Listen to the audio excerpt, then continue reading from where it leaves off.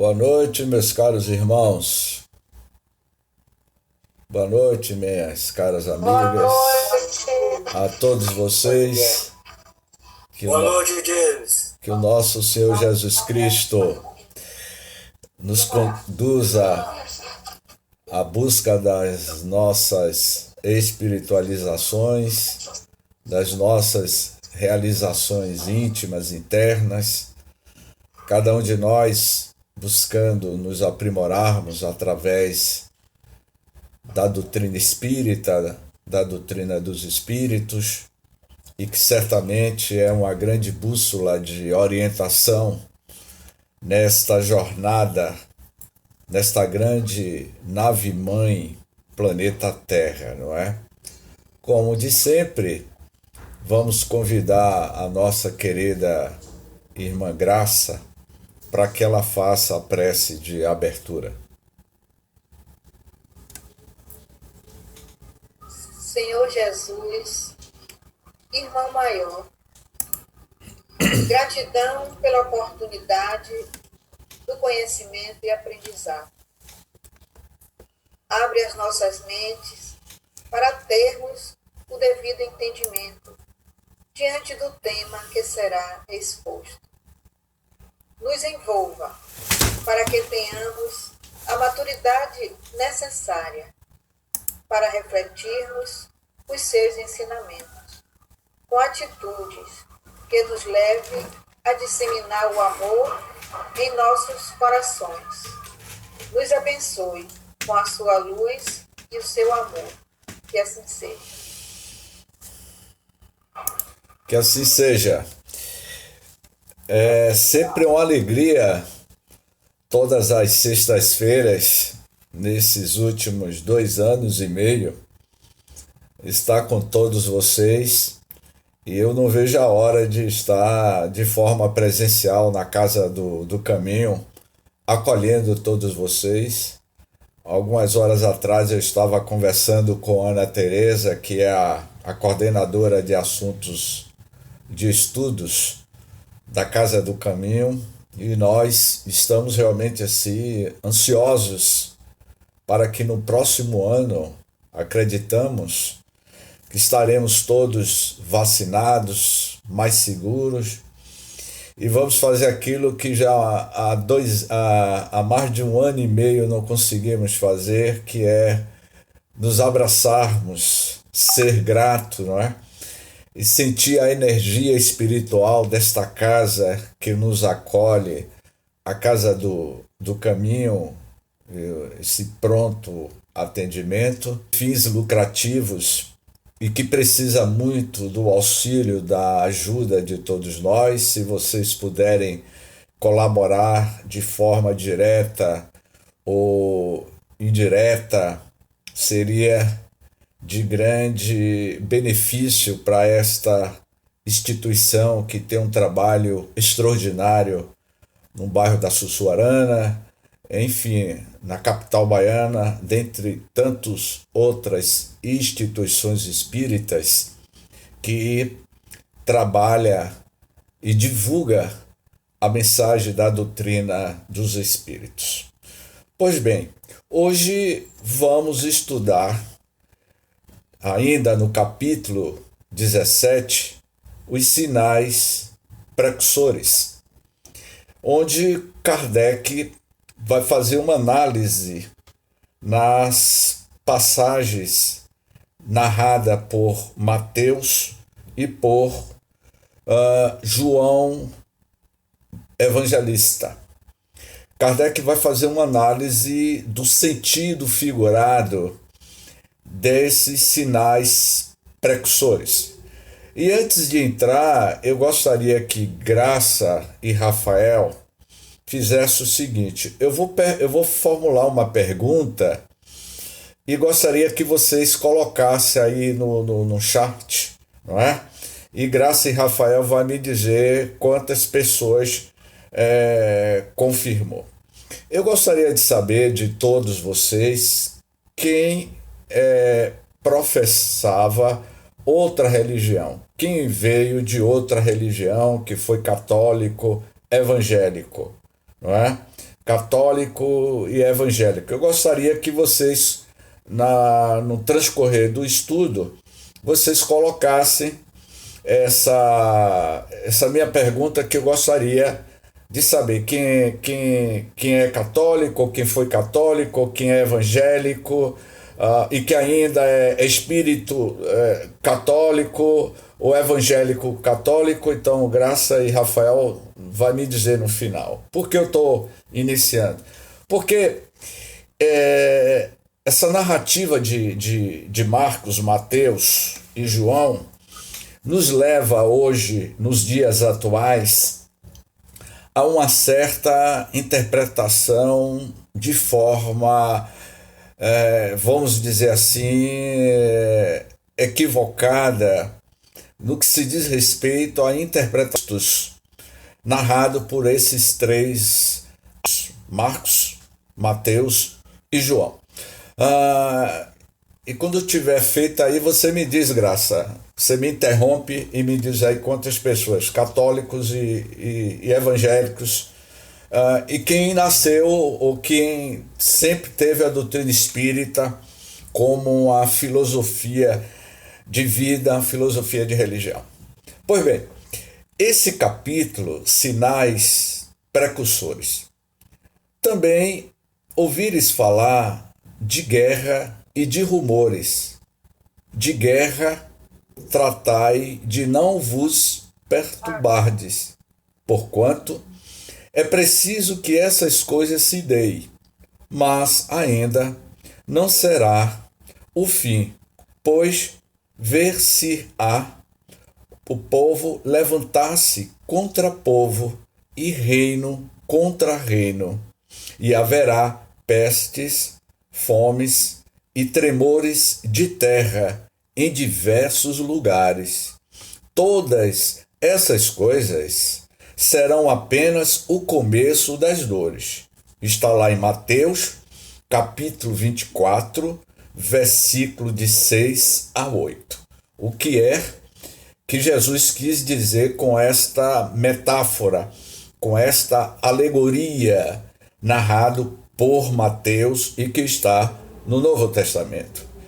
E como é que nós interpretamos nos nossos dias atuais? Por isso que eu formulei essa pergunta, para que a gente saiba como conduzir essa nossa narrativa do estudo da noite de hoje. No item 48, há a narrativa de Marcos. Então, o irmão entregará o irmão para ser morto. Os filhos se levantarão contra seus pais e suas mães, e os farão morrer. Sereis odiados de toda a gente por causa do meu nome, mas aquele que preservar até o fim será salvo. Ou seja, filhos se levantarão contra os pais. É o que a gente vê muito hoje, não é? A gente vê muito isso. Filhos odiando pais, pais odiando filhos, não é? Irmão sendo morto pelo próprio irmão, irmãos tirando a vida de seus entes queridos. Ele diz assim no item 49, continuando Mateus: quando virdes que a abominação da desolação, que foi predita pelo profeta Daniel, está no lugar santo, que aquele que lê entenda bem o que lê. Aquele que lê entenda bem a interpretação. Eu vou fazer uma observação aqui. Levem em consideração que quando Jesus fazia essas narrativas, era para uma cultura judaica, para uma cultura hebraica. Levem em considerações que a civilização, a sociedade judaica da época, do farisaísmo da época, era muito primitivo.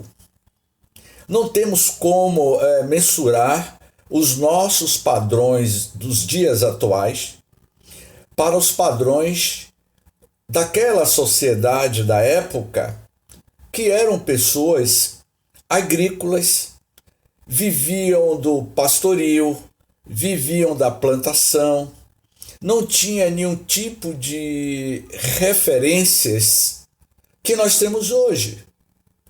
Então, Jesus, para contextualizar a sua linguagem, ele utilizava-se de alegorias essas que Jesus buscava do meio ambiente, da natureza, das relações, que fazia parte do mundo onírico daquelas pessoas. Portanto, hoje, quando nós analisamos essas interpretações, conforme vocês vão ver mais adiante, na análise psicológica de Allan Kardec, ele vai dar outro sentido e a gente vai ter uma dimensionalidade do significado desses contextos do que Marcos, Mateus e João vai abordar.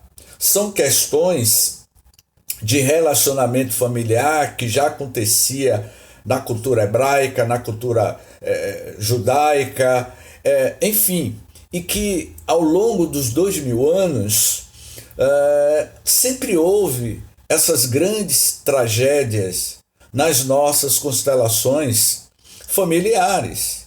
Eu sempre tenho comentado que há constelação familiar consanguínea e há constelação familiar espiritual. Então, ele diz assim: não desça aquele que estiver no telhado para levar de sua casa qualquer coisa, e não volte para apanhar suas roupas aquele que estiver no campo.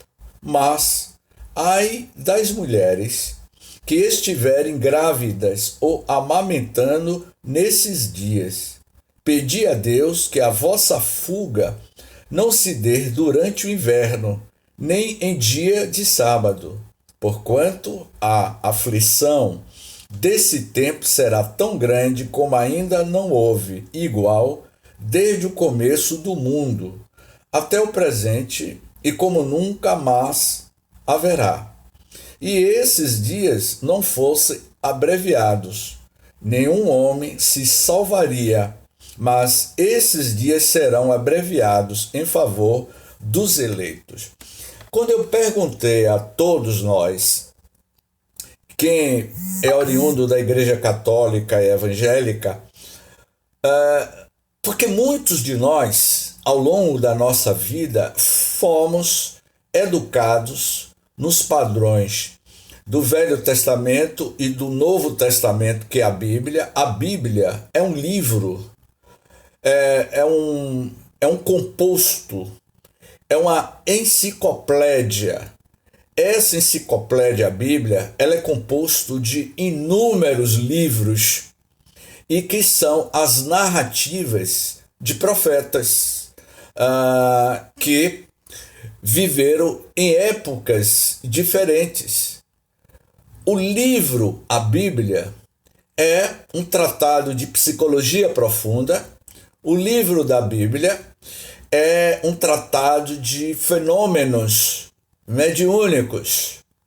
O livro, a Bíblia, há inúmeras citações sobre a questão de fenômenos mediúnicos. Está na Bíblia que Deus nos castiga. As pessoas têm o livro, a Bíblia, como referência. Como, por exemplo, o meu avô, José Menezes, ele desencarnou há 30 anos, aproximadamente. Vai fazer 30 anos que meu avô desencarnou.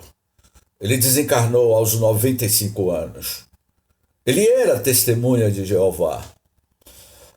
A vida dele inteira como testemunha de Jeová.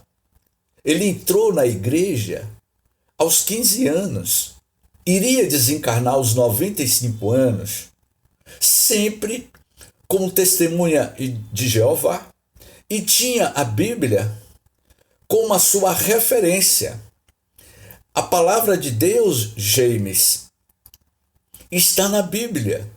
E quando ele conversava comigo, eu tinha que usar de muitas alegorias, porque você não vai exigir do outro, se aquela pessoa, no caso o meu avô, ele teve a vida inteira dele como a Bíblia sendo a referência entre a terra e os céus.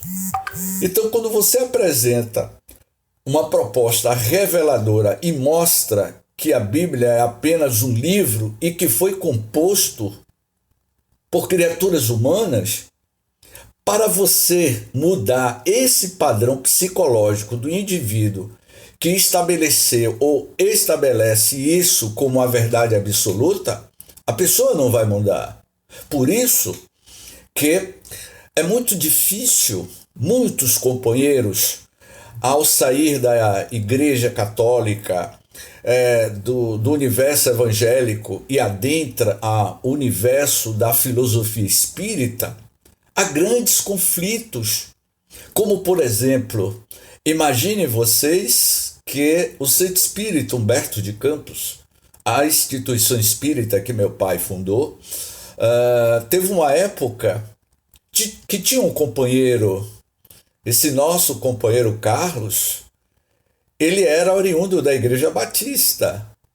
Ele era da Igreja Batista. Se tornou espírita. E ao longo do tempo ele se tornou presidente do Centro Espírita Humberto de Campos. Carlos, que em uma época da sua vida, ele foi da Igreja Batista. E quando começou a surgir os momentos de testemunho do seu mundo íntimo, ele largou o espiritismo, deixou o espiritismo, deixou a casa espírita, estudou o Livro dos Médiuns, estudou a codificação kardeciana, participava das reuniões mediúnicas e depois de 10 anos como espírita, ele deixa o espiritismo e vai pregar na Estação da Lapa, aqui em Salvador, a palavra de Deus. Ele abria a Bíblia na Estação da Lapa e falava de Deus e dos demônios. Vocês percebem que... Oi. Licença. Os que responderam vieram do catolicismo. Unanimidade. Unanimidade, né? Ok, então. Os que responderam. Ok. É muito difícil porque quando Jesus afirmou que para que você se torne verdadeiramente cristão sem nenhuma veiculação religiosa, você tem que ter raízes profundas. A filosofia de vida, a mensagem do Cristo é para todos, conforme ele iria afirmar. Muitos são os chamados, mas poucos são os escolhidos. Nem todos que se diz Senhor, Senhor. Eu esqueci o resto do texto. Alguém pode me ajudar? Nem todos que se diz Senhor, Senhor entrarão no reino dos céus, mas só aquele que faz a vontade do meu Pai que está no céu. Exatamente isso. Portanto, todos nós somos escolhidos, somos convidados, mas nem todos penetrará, porque ainda não adquiriu as raízes profundas da vivência do Evangelho. Então, esses textos aqui você vai entender na análise de Kardec mais adiante. E ele diz assim: e esses dias não fossem abreviados, nenhum homem se salvaria, mas esses dias serão abreviados em favor dos eleitos. Hoje a gente vê muito a questão dos refugiados, não é? Da agressão da mulher, não é? Da maternidade.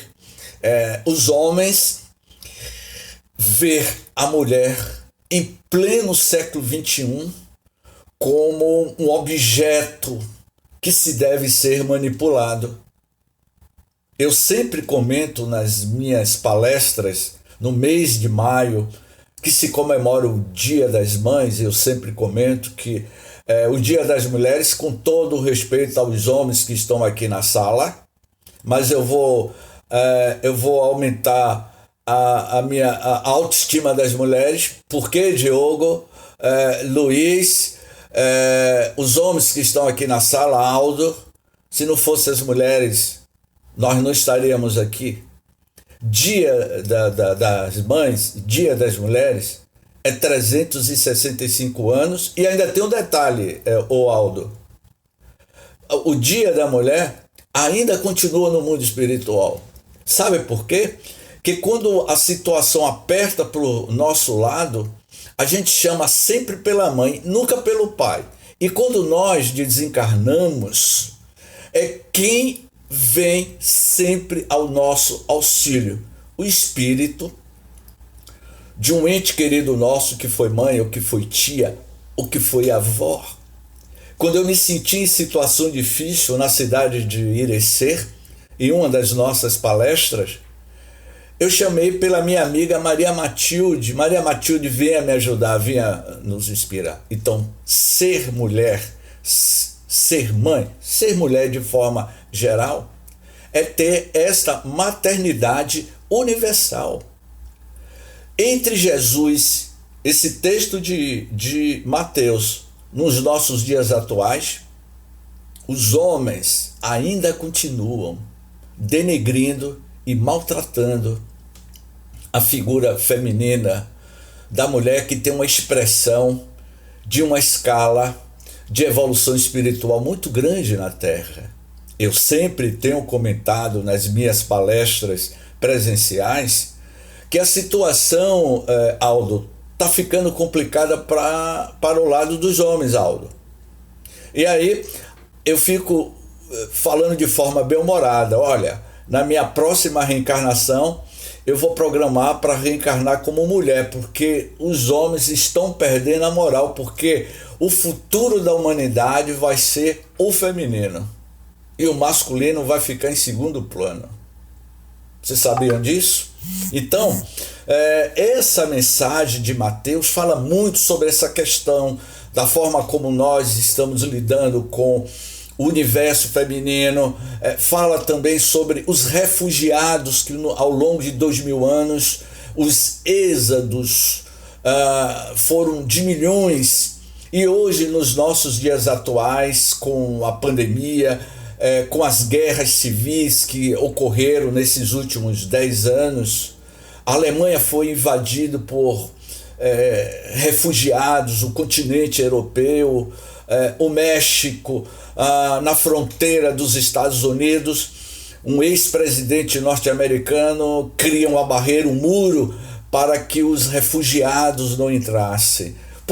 Ao longo de 2000 anos, nós estamos ainda presenciando essas insensatez humanas das nossas relações com o próximo. Eu peço licença a vocês, porque ontem eu vi uma reportagem aqui em Salvador, pessoas parando o carro em um viaduto na Baixa de Quintas e atirando os cachorros de uma altura de 15 metros e matando os animais. O que é que leva uma criatura humana a parar um carro e jogar um cachorro de um viaduto para matar o animal?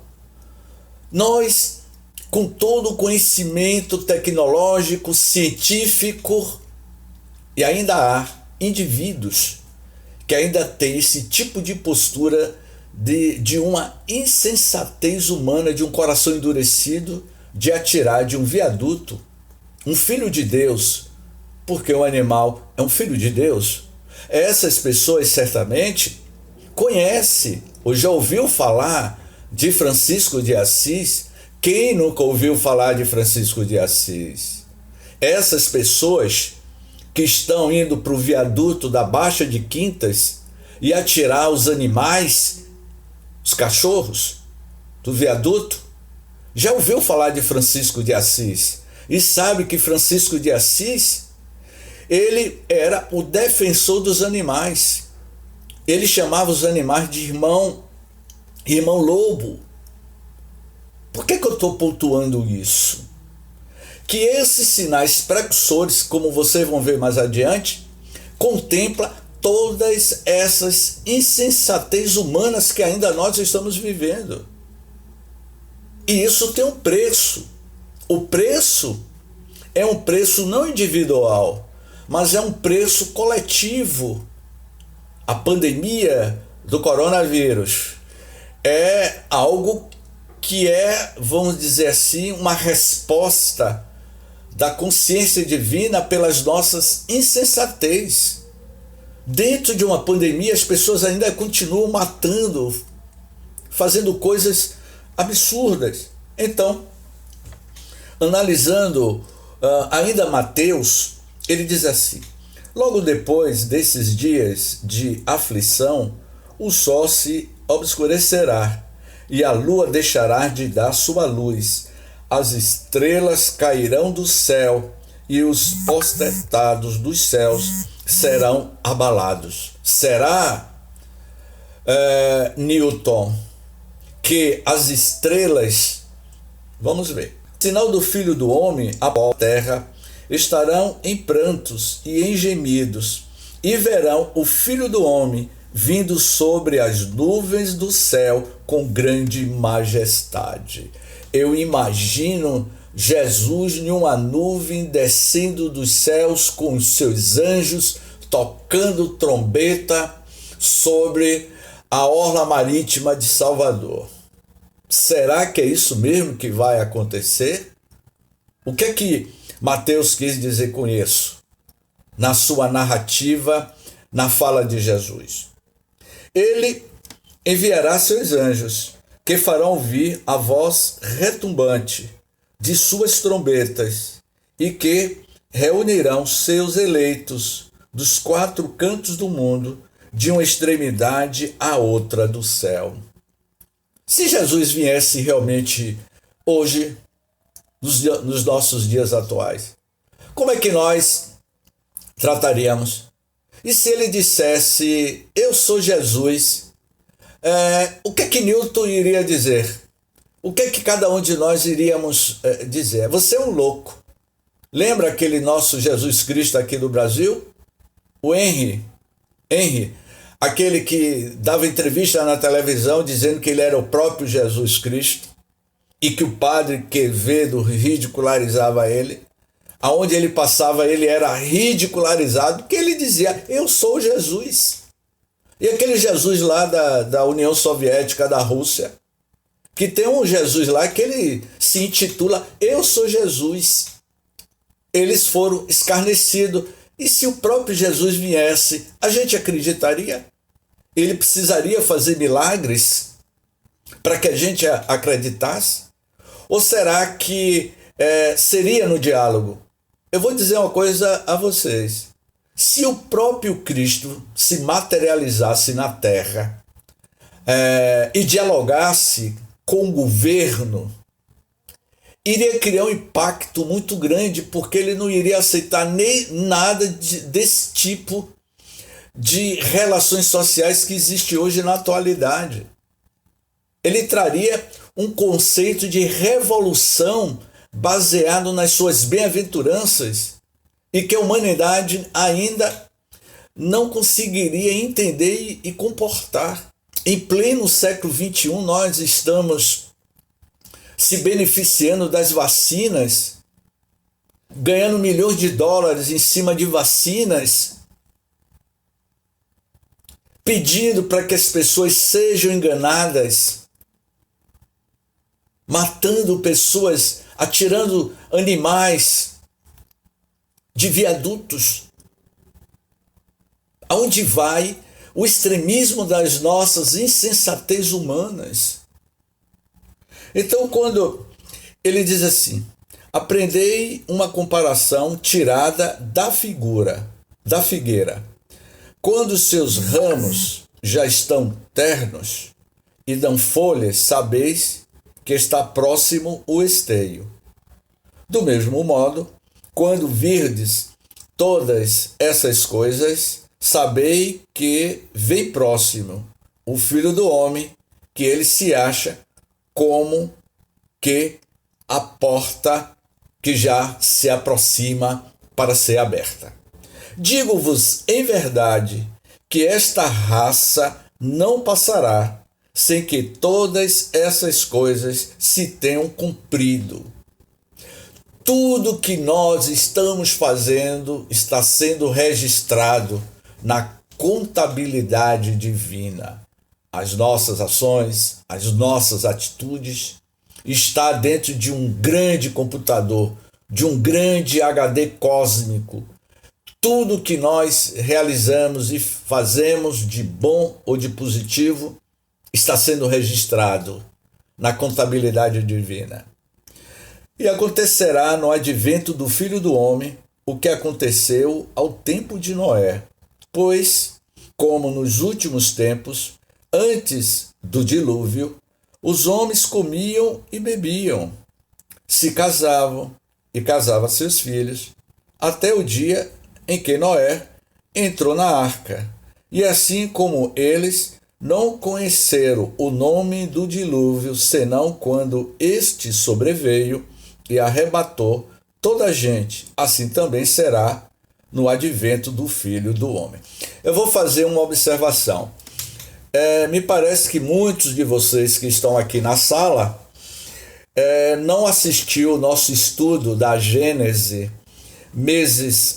ano passado, onde a gente falava sobre o dilúvio. O livro A Gênese fala sobre a teoria do dilúvio, que foi um cataclismo. A história de Noé foi uma tsunami, uma região do planeta naquela época que foi invadido pelas ondas gigantes, que em japonês significa tsunami. Então, nós falamos muito sobre o dilúvio de Noé no ano passado em um dos capítulos do estudo da obra A Gênese. Mas no item 51, nós vamos ter tempo hoje que eu quero ouvir a participação de todos vocês. No item 51, quando a esse dia e a essa hora ninguém o sabe, nem os anjos que estão no céu, nem o Filho, mas somente o Pai sabe o momento que Jesus virá à terra. Jesus está sempre conosco. Ele sempre está nos visitando. Quantas vezes Jesus tem batido nas nossas portas e a gente tem negado a sua presença em nosso lar, através de um pobre, através de um necessitado. Se você quer ter contato comigo, ajude um irmão em humanidade. Essa é a presença do Cristo em nossas vidas, quando nós abrimos a janela da mente, a janela da alma, para receber e para ajudar aquelas pessoas menos desfavorecidas da sociedade. Estamos ajudando. É Jesus se manifestando através dos necessitados em humanidade. Em verdade vos digo, chorareis e gemereis, e o mundo se rejubilará. Estareis em tristeza, mas a vossa tristeza se mudará em alegria. Uma mulher, quando dá à luz, está em dor, porque é vinda a sua hora. Mas depois que ela dá à luz um filho, não mais se lembra de todos os males que sofreu pela alegria que experimenta de haver posto no mundo um homem. É assim que agora estáis, em tristeza.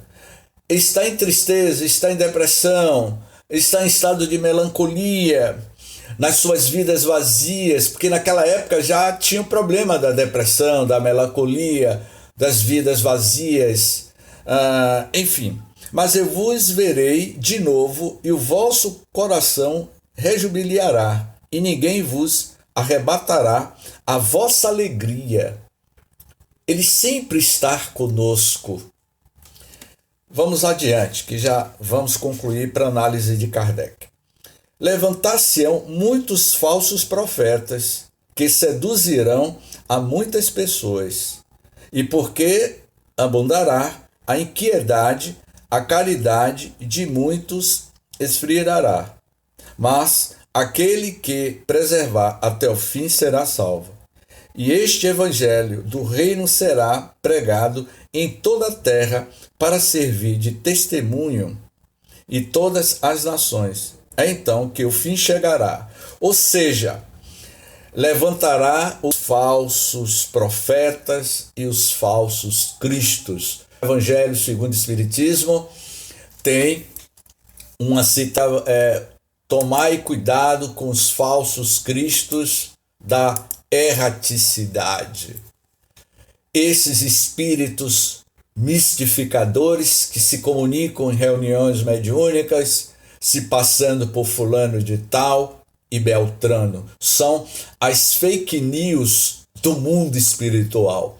Se nós enganamos o outro nas nossas fake news, se passando por uma pessoa, colocando uma foto no WhatsApp ou nas redes sociais, se passando por fulano de tal, imagine os espíritos que nos enganam, especialmente quando nós estamos invigilantes com as nossas ações, as nossas atitudes. Portanto, Kardec agora vai fazer uma análise. Em cima dessa análise,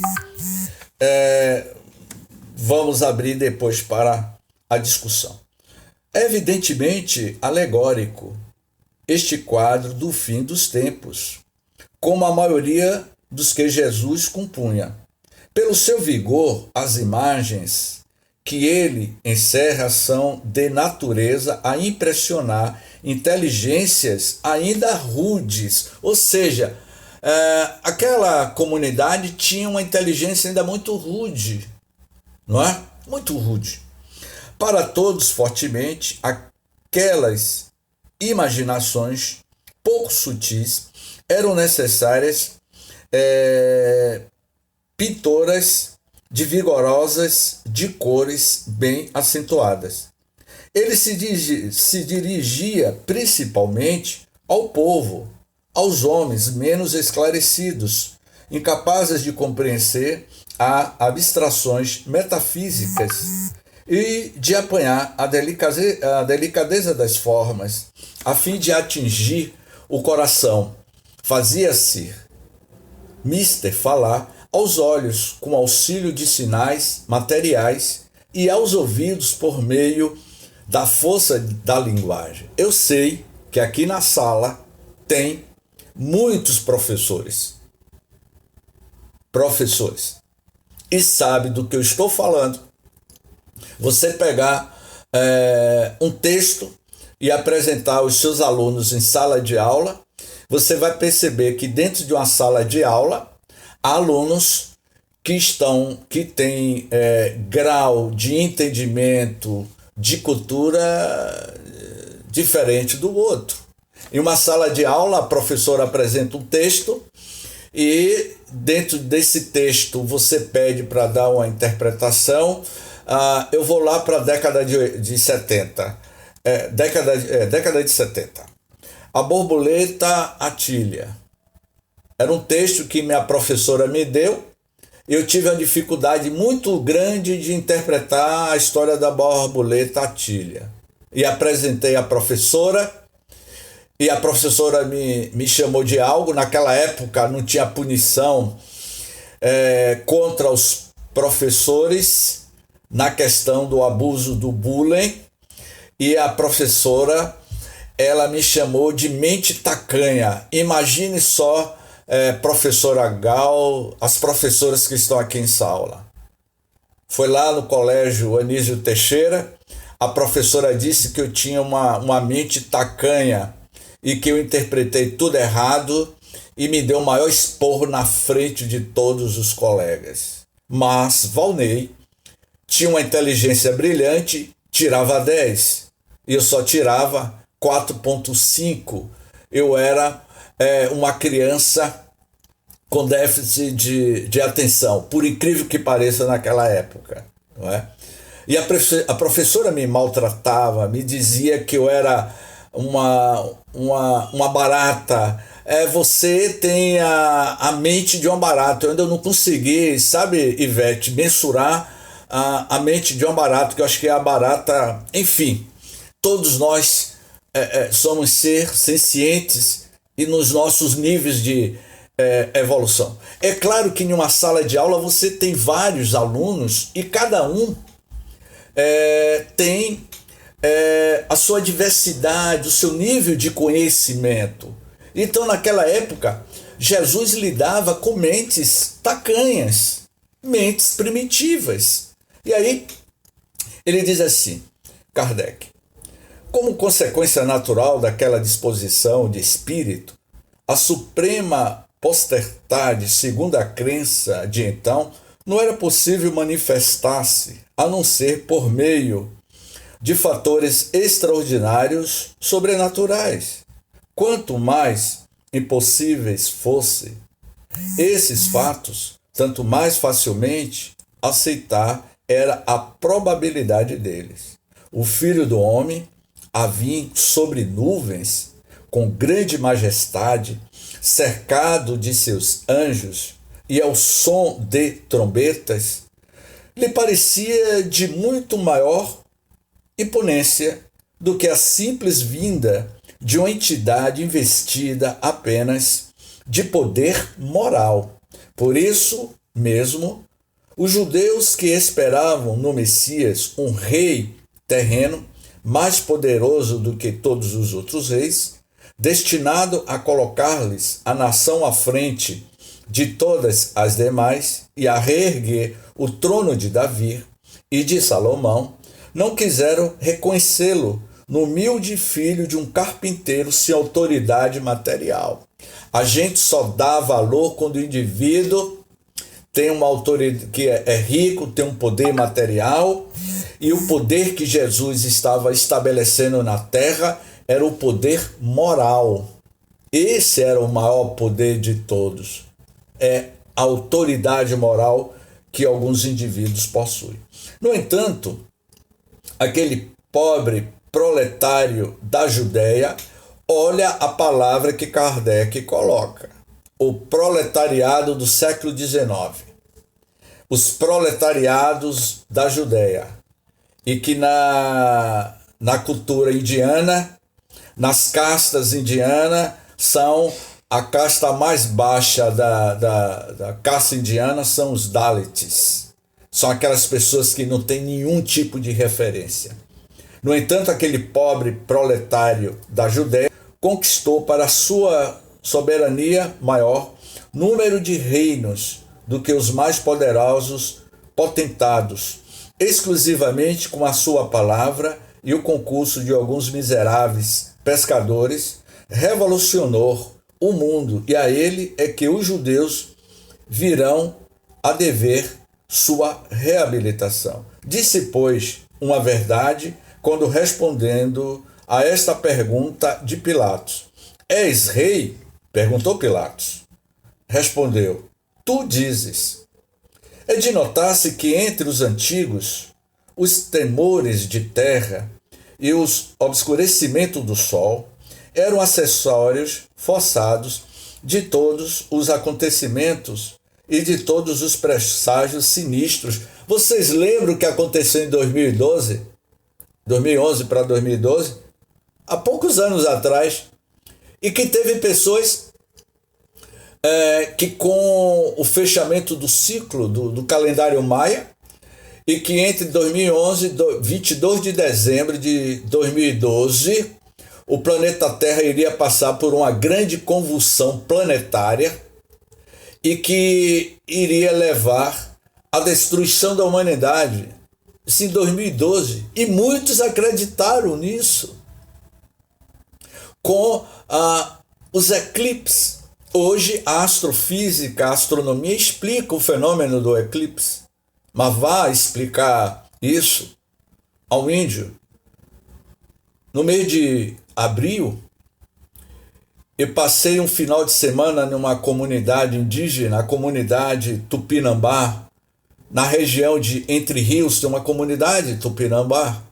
E lá na aldeia indígena dos Tupinambá, era noite de lua cheia, e eu conversava com um dos índios, e ele me perguntava algo que para mim é tão simples, mas que para ele era de uma dificuldade muito grande.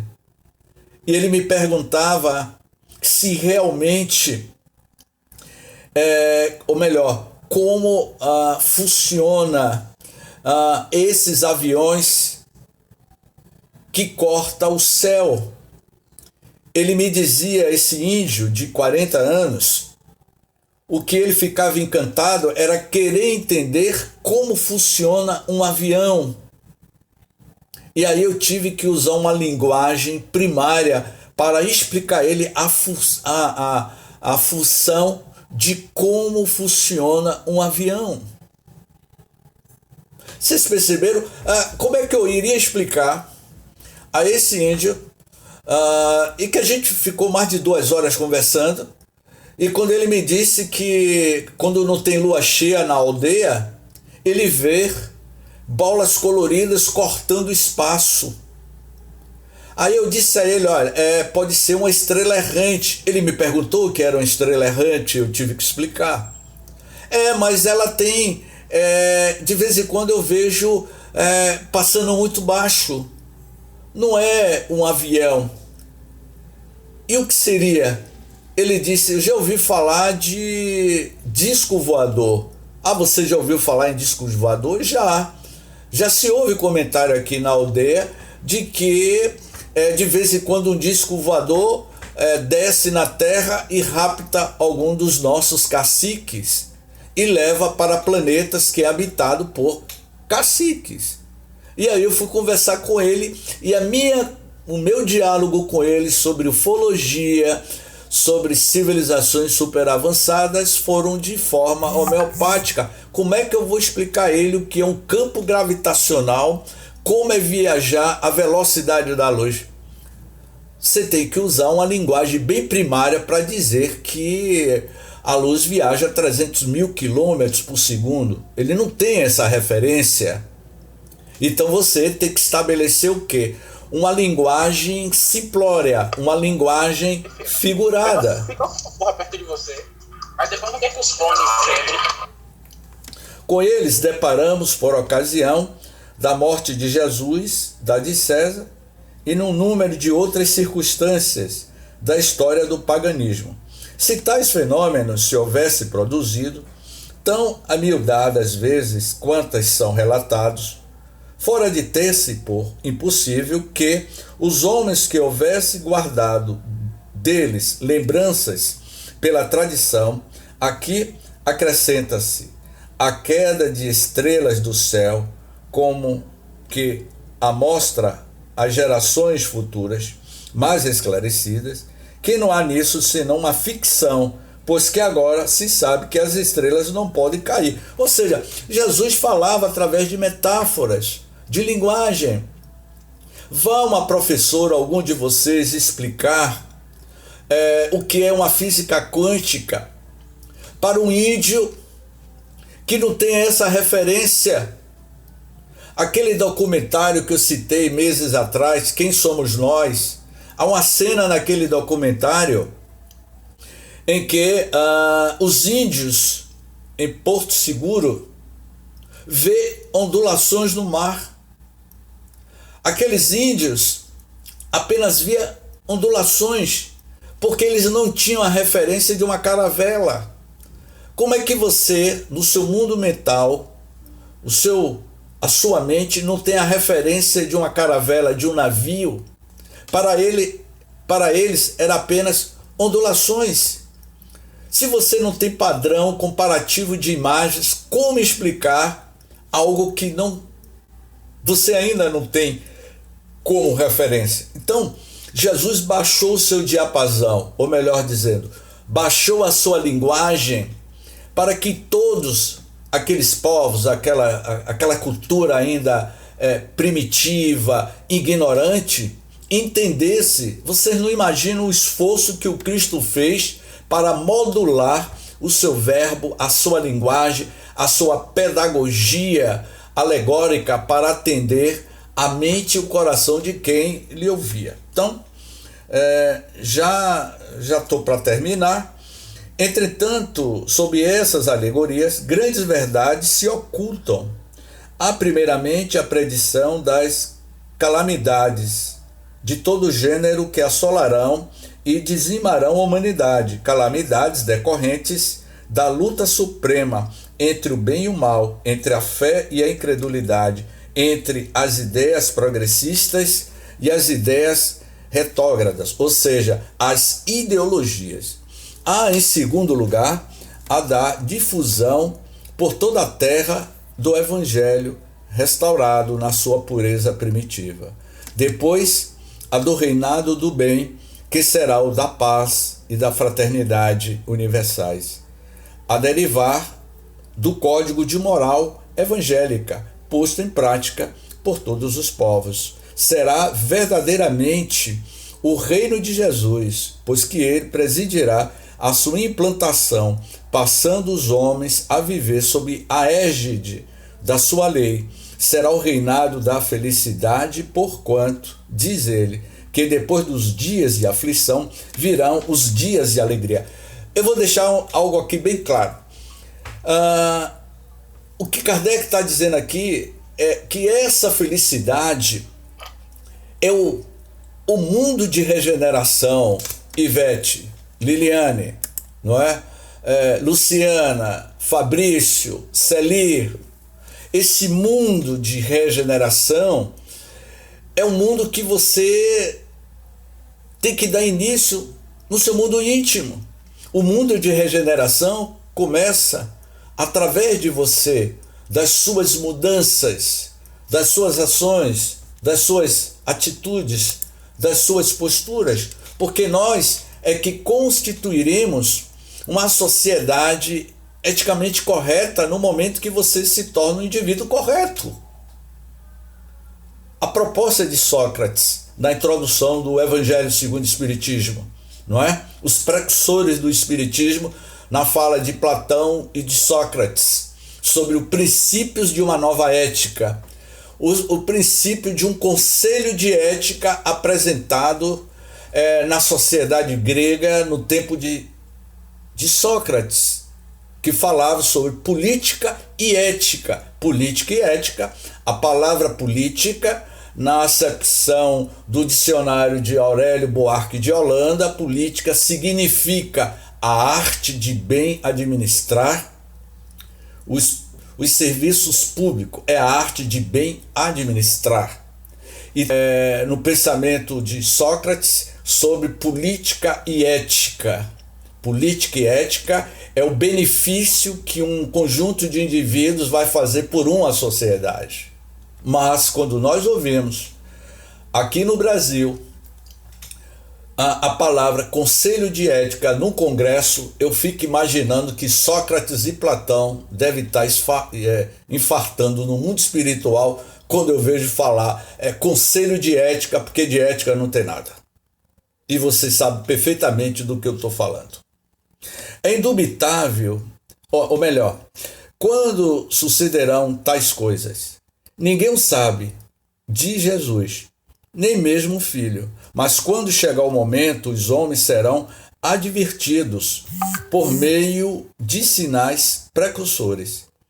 Esses indícios, porém, não estarão nem no sol, nem nas estrelas, mostrar-se-ão no estado social e nos fenômenos mais de ordem moral do que físicos, e que em parte se pode deduzir das suas alusões. Ou seja, meus amigos, a questão não é de ordem da materialização de Jesus, que Jesus vai aparecer.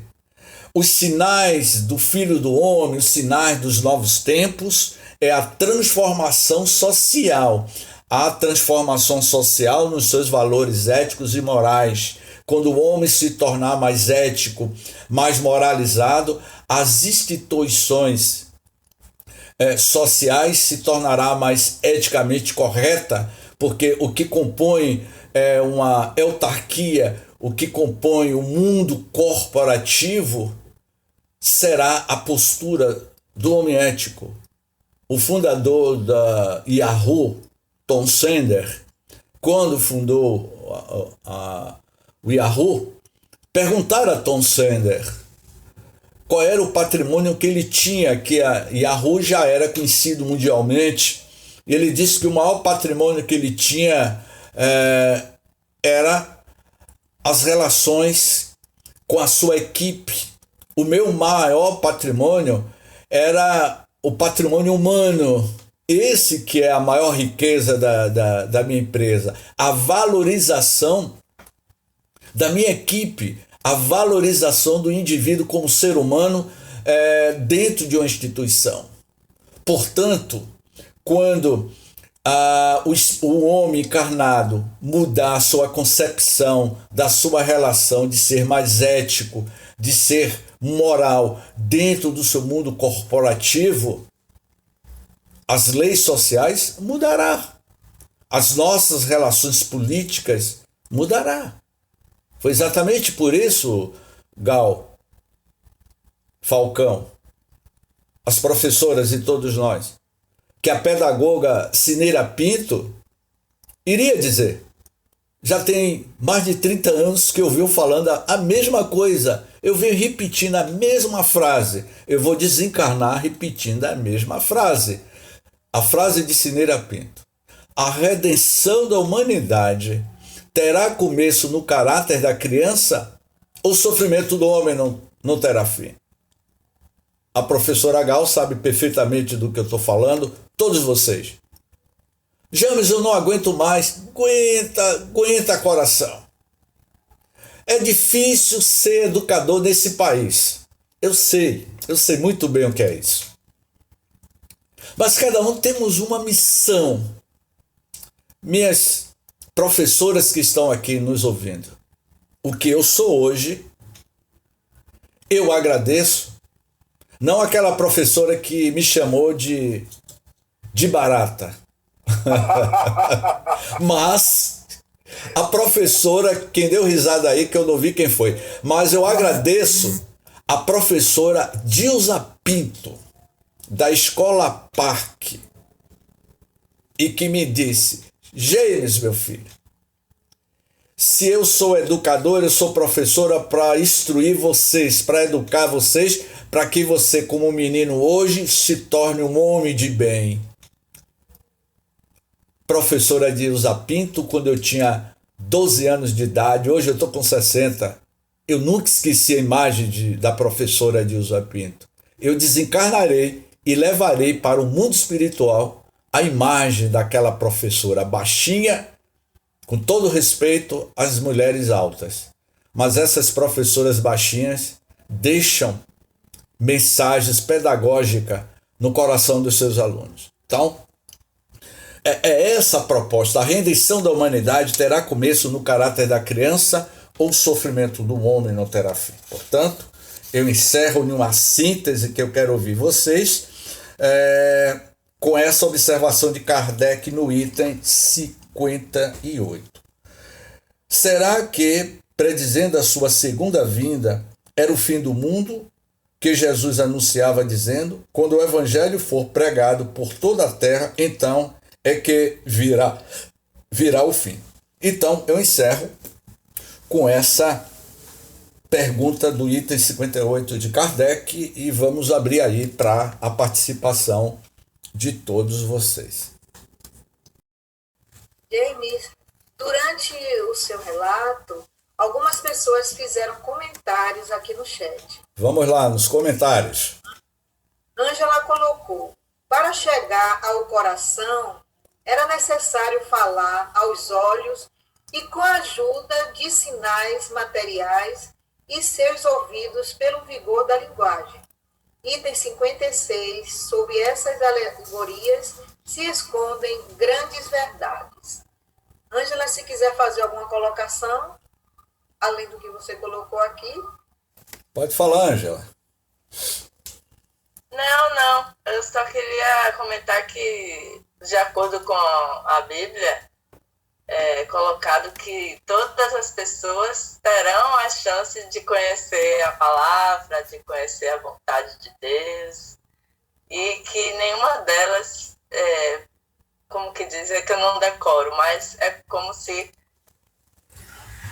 nada vai ser poupado em termos de informação sobre a vida daquela pessoa e da ligação dela com Deus antes que ela venha a ser, como é que eu vou dizer, a vida dela venha a ser extinta, né, da terra.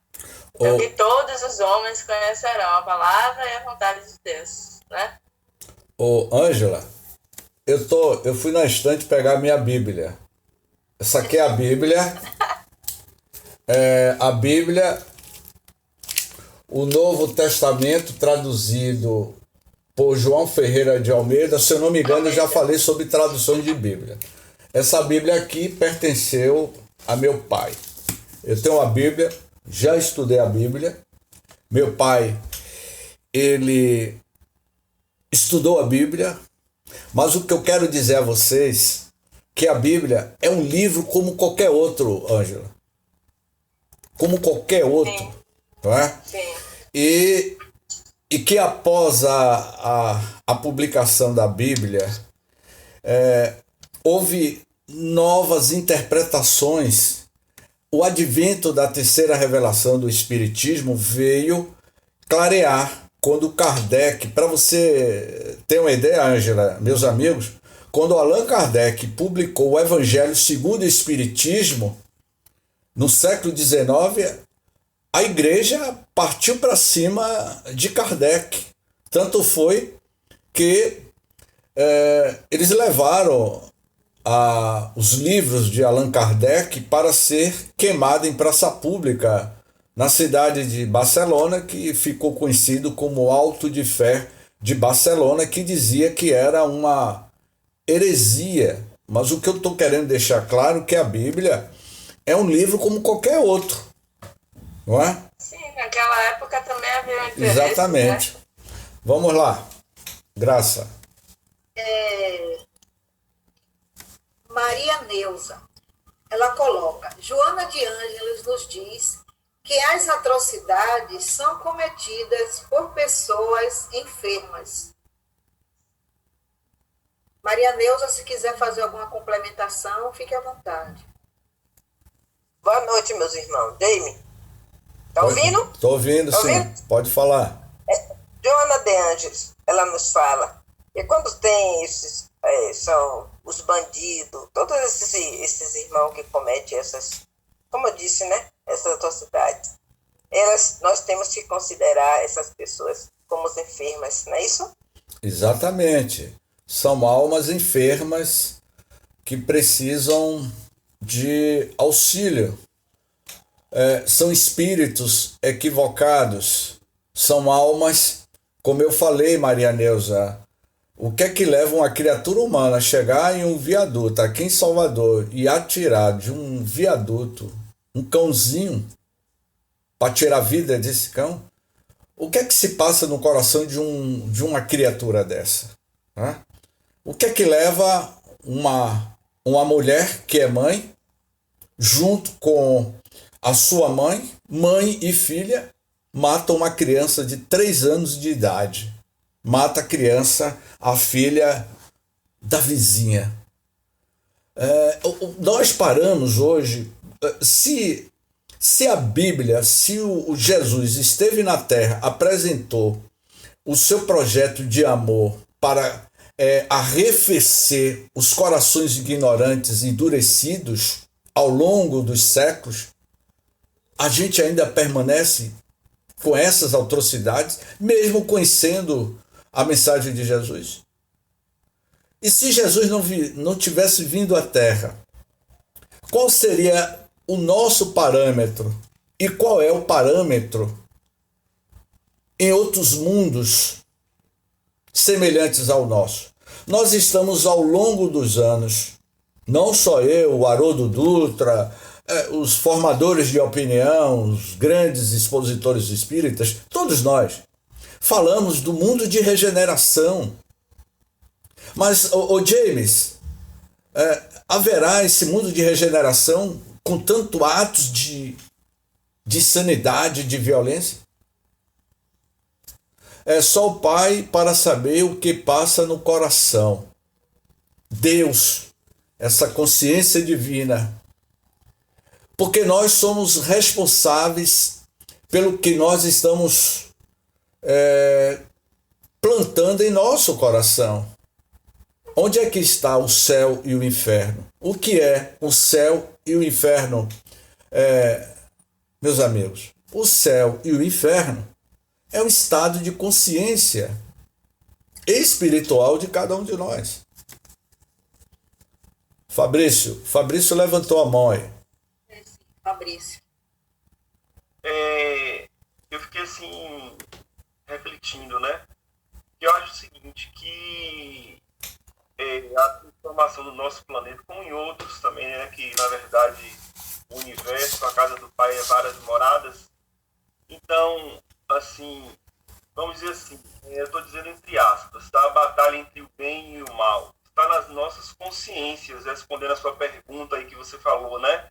Da educação, né? Você colocou aí uma frase que você colocou aí, acho que quando nós conseguimos educar bem os nossos filhos, né, para eles terem consciência, né, do que é correto, do que é ético, do que é moral, né, do que é certo a se fazer, não só para si, mas como para os outros, aí sim você está exercendo, né, a vontade de Deus, cumprindo as leis de Deus. Né? E aí tem uma pergunta no final que você falou bem assim, será que quando Cristo virá, acho que Cristo nunca deixou de existir aqui nesse planeta, desde o começo, né? E assim, Cristo veio só simplesmente por um fato histórico, né, daqueles povos bárbaros, né? Então Cristo veio para nos ensinar, né, e veio para justamente não, vamos dizer assim, para a sociedade, para a elite, veio para os pobres, não é isso? E veio dar ensinamentos, né, éticos e morais, né? E ele fala, né, e a Bíblia fala, né, em certa parte do Evangelho, né, que ninguém vem ao Pai se não vier através de Jesus.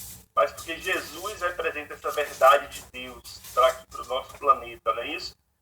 E o que acontece? E tem também a questão do Consolador prometido. Então, o Espiritismo não existe mais uma personificação como existiu de Moisés, nem de Jesus, mas sim uma pleiade de espíritos que estão presentes a todo momento a nos assistir, acho que desde o século XIX, né, que esse olhar, né, para dentro, no sentido. Então, é o que as pessoas que ainda estão, vamos dizer assim, não é no engano, as pessoas que ainda estão, assim, não compreendem, né? Então, quando você olha que através da sua consciência, que você não transforma não só você, mas tudo que está à sua volta, você entende? Então, eu acho que é evoluir, entendeu?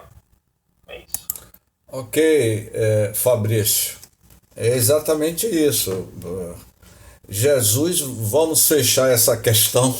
Jesus, ele não vai descer em uma nuvem. Ao próximo é a presença de Jesus em nossas vidas. Eu já referendei esse livro evangélico, ou melhor, um livro protestante, Em Seus Passos, o que faria Jesus. Então, o importante é a gente ter um entendimento de que há uma necessidade premente nos dias atuais das nossas mudanças íntimas, das nossas... Ângeles, no seu livro, ele é um indivíduo que não sabe nem agradecer o próprio corpo. A ingratidão é algo que imacula, porque imaginem vocês ser ingrato. Diante de tudo que a vida nos oferece, a gente reclama. Eu estava professora, a história de... Eu vi cair esse documentário. A história de Patativa do Assaré. Ele não reclamava, ele era coxo, puxava de uma perna, cego de um olho. Popular do Brasil, Roberto Carlos, os grandes nomes, os grandes ícones da MPB, da música brasileira, ia beber da fonte de Patativa. Pobreza extrema. No início da sua vida, aos 9 anos, Patativa do Assaré perdeu seu pai. Era a dar uma lição à humanidade. Patativas do Assaré, Jesus se manifesta através de inúmeros indivíduos, e o Patativa do Assaré foi uma dessas expressões que viveu no Nordeste brasileiro, e ele iria dizer nesse documentário que eu assisti, eu posso até mandar para vocês, colocar aí, que eu acho que eu mando para vocês, que eu tenho ele gravado aqui no meu zap. A história de Patativa do Assaré. Gente, esse homem nordestino que ele traduzia a pobreza como uma grande riqueza para a sua alma. Ele foi entrevistado por Jô Soares, por grandes personalidades, e ele assombrava. O seu assombro diante dos demais era a humildade. Esse foi o maior assombro que o Cristo apresentou aos seus discípulos. E qual foi, Fabrício, a resposta que Jesus deu a Simão? Se você deseja ser o maior na casa de meu pai, tem que ser o menor de todos, tem que ser humilde.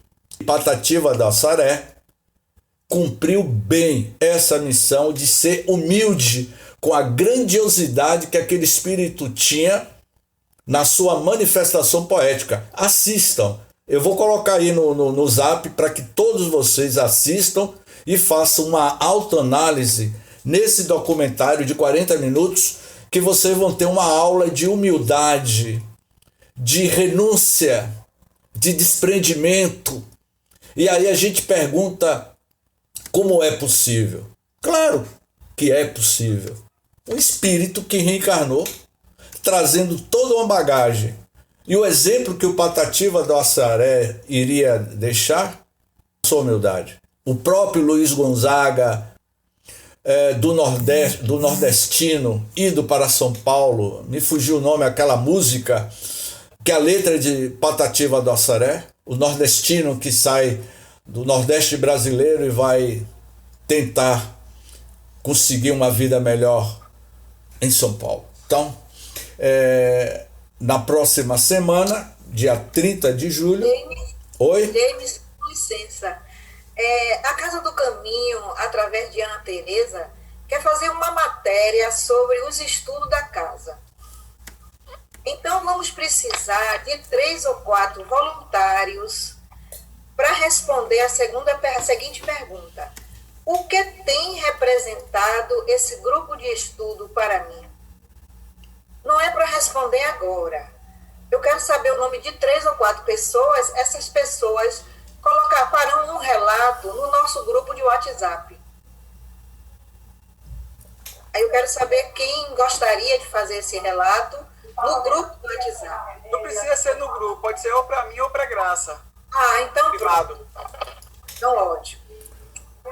Ok, então... Eu posso fazer. Quem é? Liliane, Liliane, sim. Liliane. Gratidão. Eu vou encaminhar para você o que eu mandei para Graça. Ou para Adriana, desculpa. Bernadette também quer participar, viu, Graça? Outro estudo foi? Hein? Foi do Evangelho. Do estudo do Evangelho que você já fez. Tá. Bernadette quer participar. Possível, né? Tá bom. Eu gostaria... Você não é mais voluntário, né? Porque o tempo urge. Gente... É só colocar lá um relato pequeno, uma coisa muito Pode grande. ser escrito, não precisa ser falado, não. Escrito, não precisa falar. Clara. Eu posso responder também, Fabiana. Clara também quer responder. Mas eu não sei se Clara vai ter tempo, porque ela só vive nessa praia tropical aí. Pois é. Mas para a Casa do Caminho eu sempre tenho, porque é por causa da Casa do Caminho que eu vou passar uns dias maravilhosos nessa praia aí, com certeza.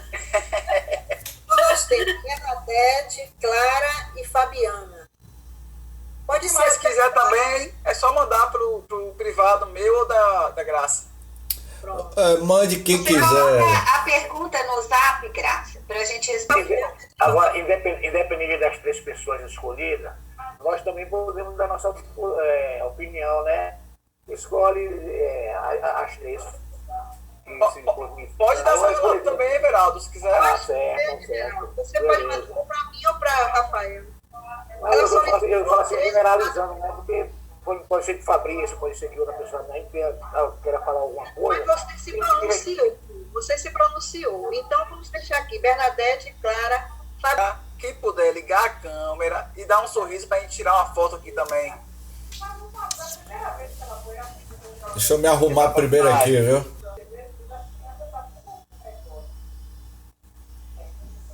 Fabiana, Edinalva. Cadê o sorrisão?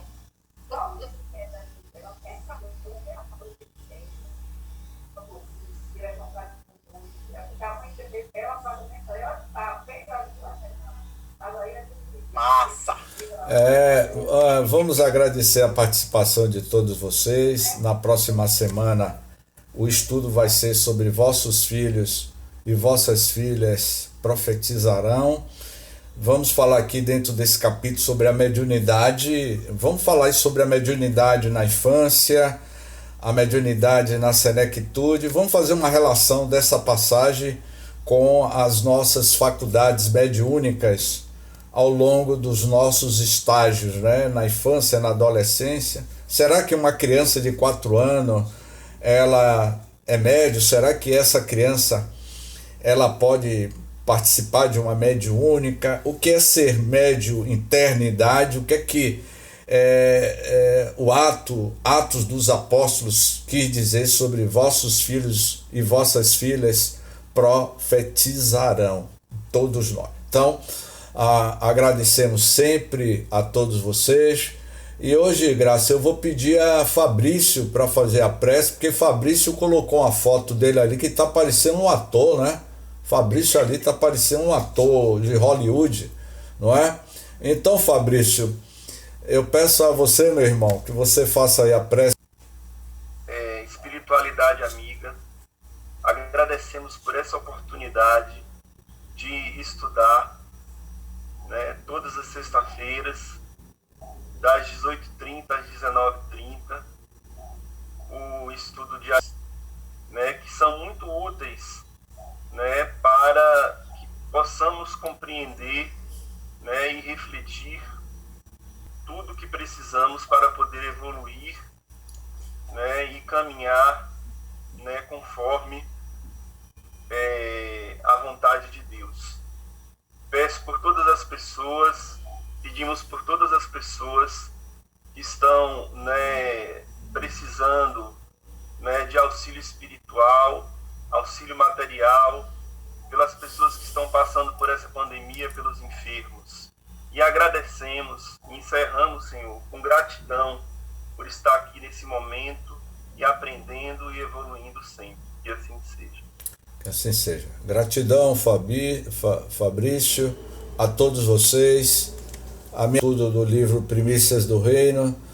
Eu fico muito feliz de estar com todos vocês. Eu não posso declinar o nome de todos, que são mais de 50 pessoas, mas sejamos assim eternamente gratos pela vida que o Criador tem nos oportunizados e que possamos mais do que nunca aproveitar essa nossa estadia na Terra enquanto é tempo, porque amanhã será um novo dia. Então, gratidão a todos vocês. Boa noite.